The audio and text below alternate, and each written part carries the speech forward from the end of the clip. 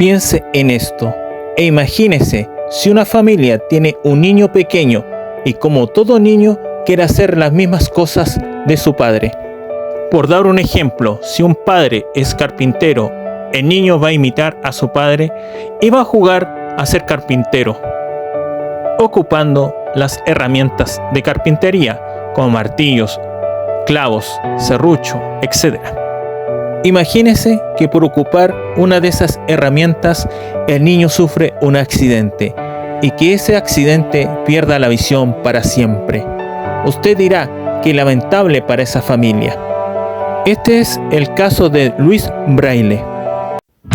Antes de comenzar, los invito a suscribirse a mi canal El Pecado del Saber. Sin nada más que decir, continuamos. Louis Braille nació el 4 de enero de 1809 en la localidad francesa de Couvray, un pequeño pueblo situado a unos 40 kilómetros al este de París. Louis fue el hijo menor de una familia cuyos miembros, tanto sus padres como sus hermanos, eran mayores cuando él vino al mundo. La historia de superación del pequeño Louis empezó cierto día del año 1812, cuando el niño tenía 3 años de edad. Intentaba imitar a su padre en el taller. Su padre tenía un taller de talamantería donde fabricaba artículos de cuero para los caballos y mulas de los granjeros locales. Louis tomó un punzón de su padre, utilizaba para perforar cuero, con tan mala fortuna que mientras intentaba hacer un agujero en una pieza, la herramienta le resbaló en las manos e hiriéndole en el ojo derecho. Pero la desgracia no acabaría ahí, puesto que la infección del ojo dañado pasó también al ojo izquierdo, lo que acabaría provocándole una ceguera irreversible. A los 5 años, Louis estaba completamente ciego, pero a pesar de la difícil situación económica por la cual atravesaba su familia, su tenacidad y la de su padre, que no estaba dispuesto a resignarse ante la desgracia de su hijo, sacaron a la luz todas las cualidades que más tarde harían de Louis la persona que fue. Por desgracia, a edad tan temprana, los niños que pierden la visión difícilmente conservan el recuerdo de las imágenes vividas hasta el momento, inclusive las de sus familiares más cercanos. Así como consecuencia de su ceguera, el rostro de Louis perdió gran parte de su movilidad y expresividad. Por ello, no es de extrañar que recuerdo de él conservaban algunos de sus profesores en el Instituto Nacional de Jóvenes Ciegos de París, en la cual ingresaría en el año 1818. Fuera una de las personas bastante inexpresiva.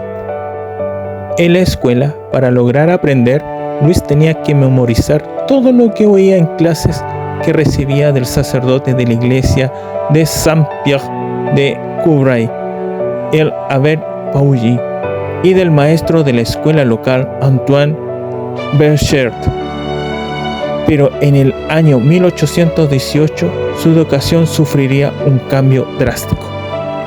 Preocupado por su educación, el Abbé Paugy se enteró de la existencia de una escuela para invidentes en París, donde se les educaba y se les enseñaba un oficio. Así, gracias a la ayuda de un noble local, pudo obtener una beca para que Louis estudiara en París en el Instituto Nacional de Jóvenes Ciegos, lo que le permitió emprender nuevos estudios y plantearse otros objetivos. Louis daría así el inicio a un largo periplo que lo llevaría a convertirse con el tiempo en maestro de aquella institución. Una persona que tuvo una gran influencia en la evolución de Louis Braille fue el erudito Valentin Haüy. Haüy quedó muy impresionado por la penosa situación de los invidentes que vivían en las calles de París, por lo que decidió dedicar gran parte de su vida en ayudar y a educar a aquellas personas desfavorecidas.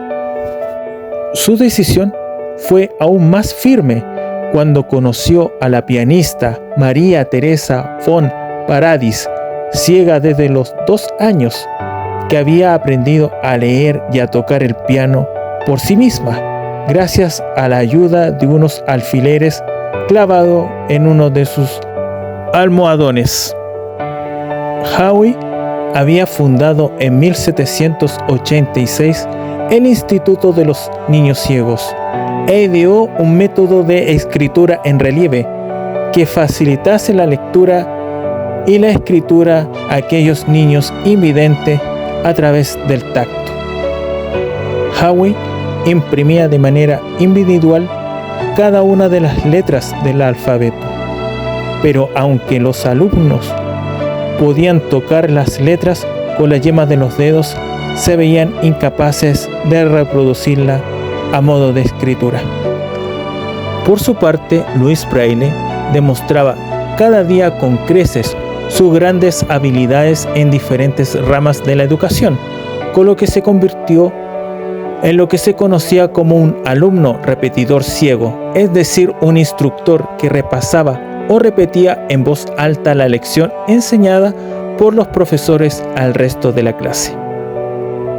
Cierto día de 1821, un oficial del ejército francés llamado Charles Barbier visitó al instituto para presentar el nuevo sistema de lectura y escritura táctil que usaban los militares para transmitir las órdenes por la noche y no develar de este modo su posición al enemigo.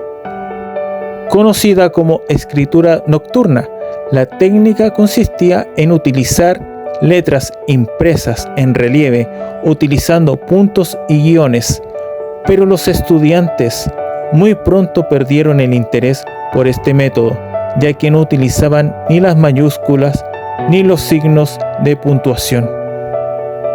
El joven Braille entonces empezó a buscar la manera de perfeccionar este sistema de puntos para que los invidentes pudieran leer, es decir, crear un verdadero código alfabético para, en sus propias palabras, poder leer con los dedos y que fuera igual de rápido y fácil como en el caso de los videntes. A pesar del desánimo de los alumnos, Louis no desfalleció y tomó ese código como base del nuevo alfabeto. Braille no pararía hasta hallar una solución que simplificara el sistema para reproducir la fonética básica. El método ideado por Braille tan solo requería de 6 puntos en relieve en vez de los 12 de su antecesor. Su primera versión utilizó puntos y guiones y publicó su sistema en 1829. En 1837 publicaría una segunda edición en la que se había descartado los guiones porque Braille consideraba que eran demasiado complicados de leer. Braille ideó de este modo su propio sistema de puntos en relieve, empleando una lámina metálica o de madera perforada a modo de plantilla, con unos pequeños cuadrados, cada uno con 6 puntos. Entre las 2 láminas se colocaba un papel y con un punzón se iban marcando los puntos en relieve para dar lugar a una perfecta caligrafía que el invidente podía tocar con sus dedos.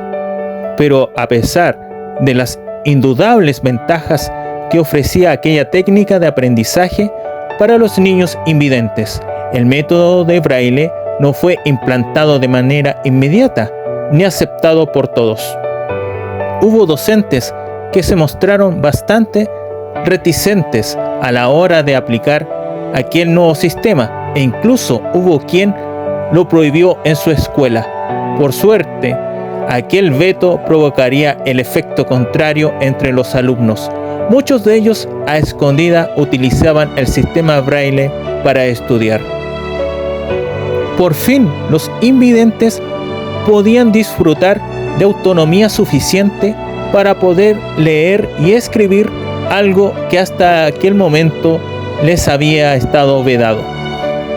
Convertido en profesor de la institución, Braille no viviría lo suficiente para sentir el éxito universal de su invento, ya que el 6 de enero de 1852 murió a causa de una tuberculosis, una enfermedad contra la que había estado luchando desde sus inicios en el Instituto Nacional de Jóvenes Ciegos.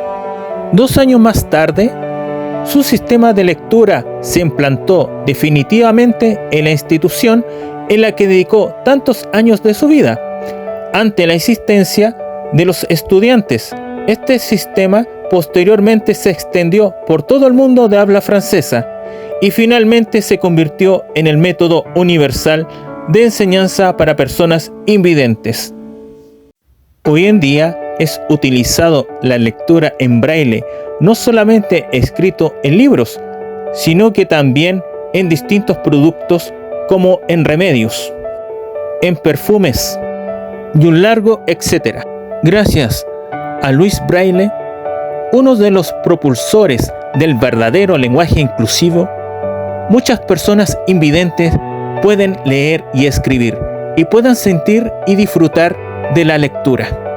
Espero que les haya gustado este video y no se olviden de suscribirse a este canal, El Pecado del Saber, y darle like a estos videos. Y también lo invito para que me puedan seguir en redes sociales, tanto en TikTok e Instagram, para que así pueda hacer más videos de este contenido. Sin nada más que decir, me despido. Nos vemos hasta un próximo video. Chao.